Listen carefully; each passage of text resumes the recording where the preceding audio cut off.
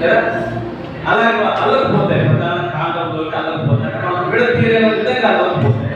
అందుకని దేవుడితో మనం అలాగుగా పెడవేసుకొని కలిసిపోవాలి, ఐక్యతలోకి రావాలన్న ఉద్దేశంతో కాబట్టి ఆయన ద్రాక్షావళిని తీసుకున్నాడు మానగా. అర్థమైంది ఇప్పుడు. కాబట్టి మీరు ఎంత ప్రయత్నించినా కూడా ఆ కాండం నుంచి ద్రాక్ష తీగలు మనం ఏం చేయలేదు, బయటకి తీసిపోతే లేదంటే కొంచెం గట్టిగా ఉంటుంది అన్నమాట.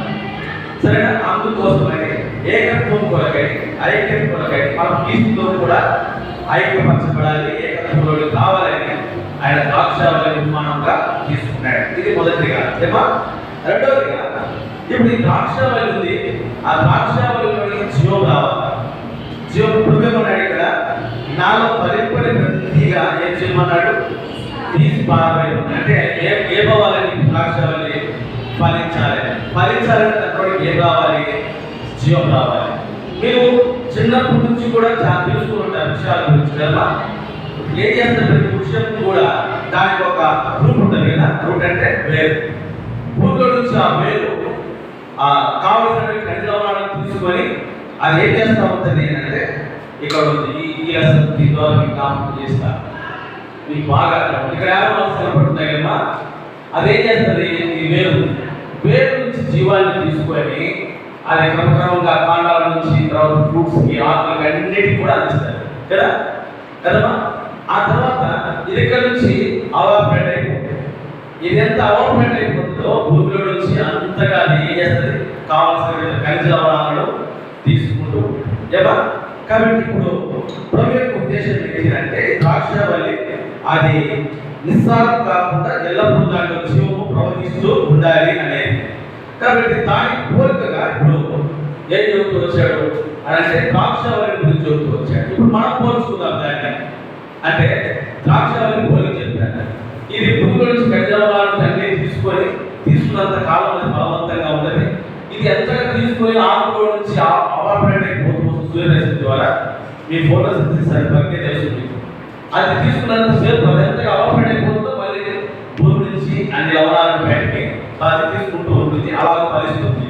ఇప్పుడు దాన్ని విశ్వాస జీవితం దేవుడు పోలుస్తూ వచ్చాడు. ఎలా పోలుస్తూ వచ్చాడు అంటే, కాబట్టి క్రీస్తు యేసు ప్రభువారి యొక్క జీవము ఇప్పుడు విశ్వాసంలోనికి శిష్యులలోనికి ప్రవహిస్తూ రావాలి. ప్రవహిస్తూ వచ్చినప్పుడు కాబట్టి అవి విశ్వాసం ఎప్పుడు కూడా ఎలా ఉంటాడు, జీవం కలిగి ఉంటాడు. ఏమా విశ్వాసం జీవం కలిగి ఉండాలి అంటే విశ్వాసం యొక్క జీవితంలోనికి యేసుక్రీస్తు ప్రభువారి యొక్క జీవం ఎప్పుడు కూడా ఏం కావాలి, ప్రవహిస్తూ రావాలి.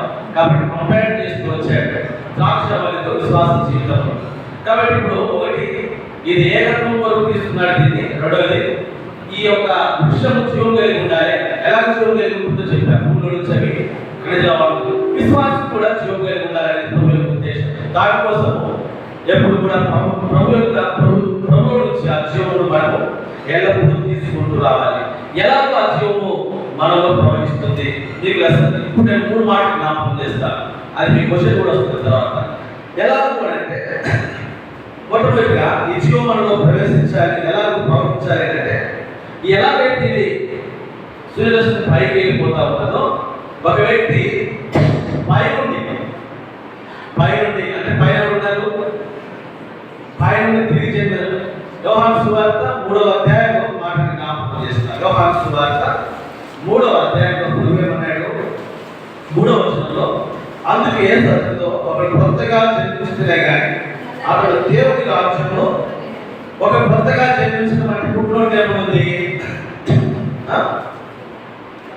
ఏమన్నా పుట్టినోటి పైన ఉంది అంటే మనుషులు పరిశుద్ధాత్మ ద్వారా తిరిగి జన్మించడం వలన తాను జీవం కలిగి ఉంటాడు. మొట్టమొదటి వృక్షం ఎట్లాగైతే జీవం కలిగి ఉంటుందో విశ్వాసం కూడా జీవం కలిగి ఉండాలి. అలా జీవం కలిగి ఉండాలి అంటే మొట్టమొదటి షరతు ఏంటమ్మా, తిరిగి జన్మించడం ద్వారా. కాబట్టి ఆయన యేసుక్రీస్తు ప్రభువు జీవం కలిగిన వాడు.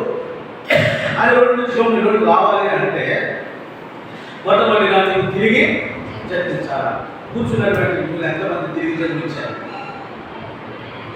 ఇంకా సరే ముగింపులోకి వచ్చినప్పుడు నేను రాష్ట్ర మాటలు తీస్తాను. రెండవదిగా విశ్వాస జీవితంలో ఈ జీవం ప్రవహించాలంటే యేసుక్రీస్తు యేసుక్రీస్తు ప్రభువారి యొక్క యేసుక్రీస్తు ప్రభువారు నీ కొరకు నా కొరకు ఆయన సమాధి చేయబడి తిరిగి లేచి పరలోకంలో తండ్రి కుడి పార్శ్వన కూర్చుండి మన కొరకు ఏం చేస్తున్నాడు? విజ్ఞాపన చేస్తున్నాడు. ఆ కారణం చేత మనం ఇంకనూ ఎన్ని ప్రతిలో మాట్లాడుతున్నాం, ఇంకా మనం ఏం చేస్తున్నాము? జీవించుచు ఉన్నాం. రెండోది యేసుక్రీస్తు ప్రభువారు మన కొరకు తండ్రి యొక్క విజ్ఞాపన చేయడం ద్వారా మనం ఇక్కడ ఏం చేస్తున్నాం? జీవించుచు ఉన్నాం. మూడవదిగా మనం ఎల్లప్పుడూ కూడా పైనున్న వాటిని ఏమంటాడు? మనము పైనున్న వాటి మీద కొలసి క్లాస్ వస్తుంది ఏమంటాడు చూడండి. ఆ పైనున్న వాటిని వెదకుడి అంటాడు కదా.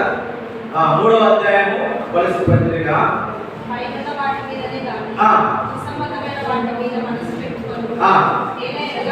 మీరు మృతి పొందితే మీ జీవం క్రీస్తుతో కూడా, అంటే మన జీవం కలిగి ఉండాలంటే 3వ షరతు పైన ఉన్న వాటి మీద మనము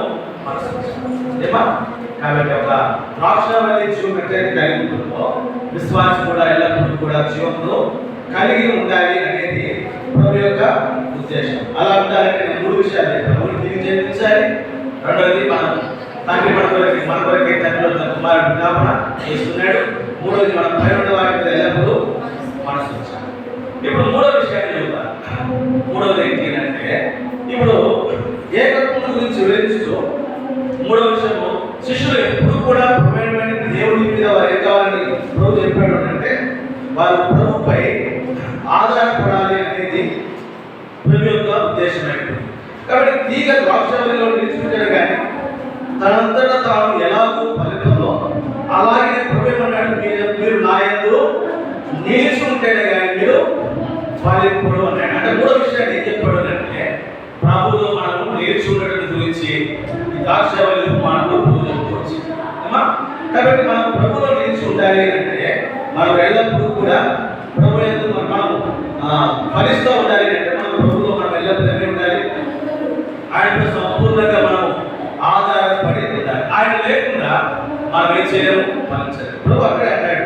కాబట్టి నాలో నిలిచుంటేనే కానీ తనంతా తాను ఎలా 4వ వచనం కాబట్టి నాలో నిలిచుంటేనే కానీ తనంతా ఎలా ఫలింపదో అలాగే ఆయన నిలిచుంటేనే కానీ మీరు రాష్ట్రాలు ఎలాగైతే నిలిచుంటుందో తనంతా ఎలా ఫలింపదో మీరు కూడా ఆయన నిలిచుంటేనే కానీ ఆ వివేకాలు ఫలింపదు అని. కాబట్టి ఏం చూపిస్తుంది అంటే విశ్వాసం క్రీస్తు యేసు ప్రభువారిలో వాళ్ళ స్థిరత్వంలో చూపిస్తుంది. ఆయనలో మనం స్థిరంగా ఆయనపై నిలిచుకుంటే ఆయనపై ఆధారపడటం ప్రభు జ్ఞాపకం చేస్తున్నాడు. తద్వారా మనము మరింతగా ఫలించేటువంటి వారంగా ఉంటామని ఫిలిప్పీయులకు రాసిన పౌలు పుస్తకం 4వ అధ్యాయం 11వ వచనం ఆ విషయాన్ని గమనించి వివరిస్తూ వచ్చాడు. ఫిలిప్పీ పత్రిక 4వ అధ్యాయం 13వ వచనం.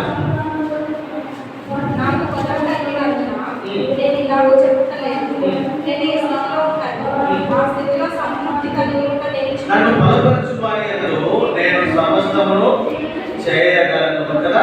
నన్ను బలపరచుమని ఫిలిప్పీ 4:11 కదా. కాబట్టి మనం సంపూర్ణంగా ద్రాక్షావళిపై ఆధారపడితేనే విశ్వాసం సంపూర్ణంగా క్రీస్తుపై ఆధారపడి ఉన్నప్పుడే వారు సంపూర్ణంగా ఫలించేటువంటి. సరే, ఇది ముగింపులో వస్తారు సమయం అవుతుంది. అది కొన్ని పర్యాయాలు ప్రభు 15వ అధ్యాయంలో నాకు ఫలింపని ప్రతి తీగ ఏం చేస్తానన్నాడమ్మా? తీసి పారవేస్తాము అన్నాడు. కాబట్టి ఏ తీగ అంటే ఏ తీగలో అయితే జీవం ప్రవహించదో ఆ జీవం లేకపోతే ఇప్పుడు ఈ మొక్క నుంచి లోపల కలిజ లవణాలకి అందకపోతే అదేమైపోద్ది? ఈ జీవం మొక్కలోకి వెళ్ళకపోతే మొక్క ఏమైపోతుంది? మొక్క వెళ్ళిపోతే బాగా పచ్చబడతాయి. విశ్వాస జీవితాలు కూడా అదే. మనం క్రీస్తులో ఫలించకపోతే ఫలింపడిన ప్రతి ఎక్కడైతే నరకబడి అగ్నిలో వేయబడుతుందో కాబట్టి ప్రభుత్వమైన రోజు మనం కూడా అలా నరకబడి ఆ అగ్నిలో వేయబడతాము అనేటువంటి విషయాన్ని కాబట్టి ఇక్కడ దేవుడు జ్ఞాపకం చేసుకున్నాడు. కాబట్టి ఇలాగ మన జీవితాల్లో ఎటువంటి ఫలాలు మనము ఫలించాలనేటువంటి విషయాన్ని ప్రభు జ్ఞాపకం చేస్తూ వచ్చాడు. గలతీయులకు రాసిన పుస్తకం ఏమన్నాడు? గలతీ పత్రికలో ఫలాల గురించి మాట్లాడుతూ ఏ ఫలాలు ఫలించాలని ప్రభు కోరుతున్నాడట? ఆత్మ ఫలము కదా. ఆత్మ ఫలం గురించి మాట్లాడుతూ వచ్చాడు. గలతీ పత్రిక 5వ అధ్యాయం 22వ వచనం. అయితే ఆత్మ ఫలం ఏమనగా సమాధానము, దీర్ఘశాంతము, దయాళుత్వము, మంచితనము, విశ్వాసము, సాత్వికము, ఆశానిగ్రహం. ఎన్ని ఉన్నాయి ఇక్కడ కదా? ఈ ఫలం ఫలించాలి అంటే మనలో ఏ ఫలించాలమ్మా? క్రీస్తు యేసు ప్రభువారి యొక్క జీవము ఎల్లప్పుడూ మనలో ప్రవేశించాలి. కాబట్టి నేను వీటిలోకి వస్తున్నా. ఇక్కడ ఫలం పెట్టినంటే ఎవరి కాలంలో ప్రభు మీలో ఒకవేళ యేసుక్రీస్తు ప్రభువారిని అంగీకరించకపోతే, కాబట్టి నువ్వు ఇంకా పాపంలో నుండి నువ్వు ఇంకా చనిపోయినటువంటి వాడిని అంటాడు. ఎఫెసీయులకు రాస్తూ పౌలు అపోస్తలుడు ఎఫెసీ పత్రిక 2వ అధ్యాయం 1వ వచనంలో ఏమని రాస్తాడు? మీ అపరాధముల చేతను పాపముల చేతను. కాబట్టి మీ అపరాధములు పాపములు మిమ్మల్ని ఏం చేసినాయంట? చచ్చిన స్థితిలోకి తీసుకువెళ్ళాయి. కాబట్టి ఈ మొదటి సీనియర్ క్లాస్ లో ద్రాక్షావళి తీగలు అనేటువంటి ఈ యొక్క లెసన్ ద్వారా ప్రభు మీతో మాట్లాడాలనుకున్నటువంటి విషయం ఏంటంటే, మీరు మీ పాపముల ద్వారా అపరాధముల ద్వారా మీరేమైనా చచ్చినటువంటి వారు. చచ్చినవి ఏం చేస్తారంటమ్మా? చచ్చినటువంటి ఏం చేస్తారు? చూడండి 15వ అధ్యాయం యోహాను సువార్త 15వ అధ్యాయం 6వ వచనం.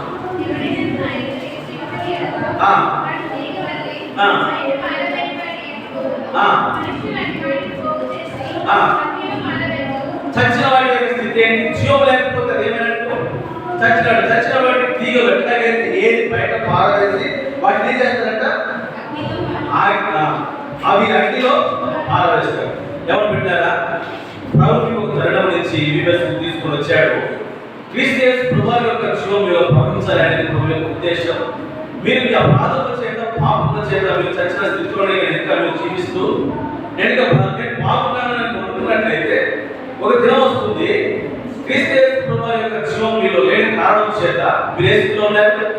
మీరు చచ్చినటువంటి స్థితికి కారణం ఏంటంటే మీ యొక్క పాపము, మీ అపరాధములు మీరు చనిపోయినటువంటి స్థితిలోకి తీసుకుని వచ్చినాయి. కాబట్టి మీరు తిరిగి జీవం పొందకపోతే ఆ చచ్చిన వాటి యొక్క స్థితి ఏంటి అంటే, అవి ఎలాగైతే ఈ జీవం లేకుండా ఇవి చనిపోయినటువంటి వాటిని అన్నింటినీ కూడా ఆ తోట యొక్క యజమాని తీసి అగ్నిలో వేస్తాడో, మన తండ్రి అయినటువంటి దేవుడు ఒక దినం వచ్చినప్పుడు ఈ పాప అపరాధముల చేత చచ్చినటువంటి కొమ్మమైనటువంటి నిన్ను ఎక్కడ వేస్తాడు తెలుసా? అగ్ని గంధకములతో వాళ్ళు గుండంలో పడవేస్తాడు. కాబట్టి దినం తీర్మానం చేసుకో. ఏమనంటే, ప్రభా నీ జీవము వాడు మరణంలోని రాకుండా మనం పాప అపరాధముల చేత ఏమైనటువంటి వారినంట చచ్చినటువంటి వారిని. కాబట్టి యేసుక్రీస్తు ప్రభువారి యొక్క జీవము నీలో ప్రవహించాలంటే ఒక మాట జ్ఞాపకం చేస్తాను. యోహాను సువార్త 5వ అధ్యాయం 24వ వచనం ఏమని రాయబడింది? నా మాట మీద పంపిన వారి విశ్వాసం ఉంచువాడు నిత్య జీవం గలవాడు, వాడు తీర్పులోనికి రాక మరణంలో నుండి జీవంలోనికి. కాబట్టి ఇదే అనుకూల సమయం. నువ్వు మరణంలో నుండి చచ్చిన స్థితిలో నుండి జీవంలోకి రావాలి అంటే ఈ దినమే యేసుక్రీస్తు వారి యొక్క మాటను విని ఆయన ఏం చేయాలంట?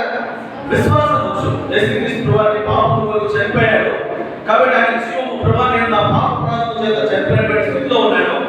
కాబట్టి చచ్చినటువంటి స్థితిలో ఉన్నటువంటి నేను నిత్య నరకానికి వెళ్తాను కనుక ఈ దినమే నా పాప స్థితిని ఒప్పుకుంటున్నా. జీవమై ఉన్నాడు ప్రభా నన్ను తిరిగి ఏం చేయి? బ్రతికించు, ఆ జీవము నాకు ఇమ్ము అని చెప్పి ప్రార్థన చేస్తే యేసుక్రీస్తు ప్రభువారి యొక్క జీవము నీలోని కూడా వస్తుంది.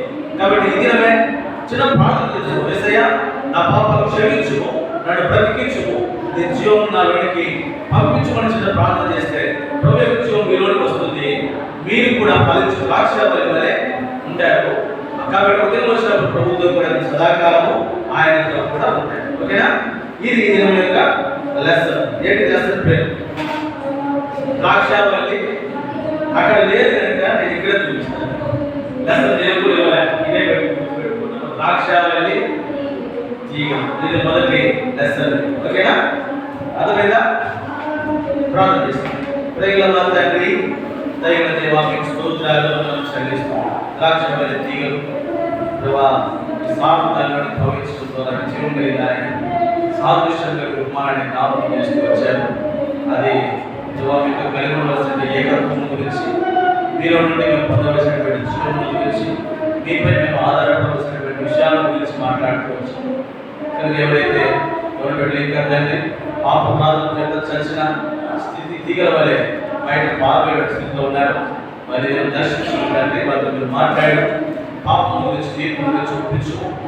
నా మాట ముఖ్యమైన శ్వాసం నుంచి వాడి ఎంత జీవితంలో వాడిని సెలవించారు. నీ నామం శ్వాసం నుంచి వారి జీవనం పొంది ఇంత రాజ్యంలో ప్రవేశించినట్టు ఏసునామమున ప్రార్థిస్తున్నాను తండ్రి. అందులో ఉంటారమ్మా నీకు తీసే స్కూల్ పెట్టే ఉంది.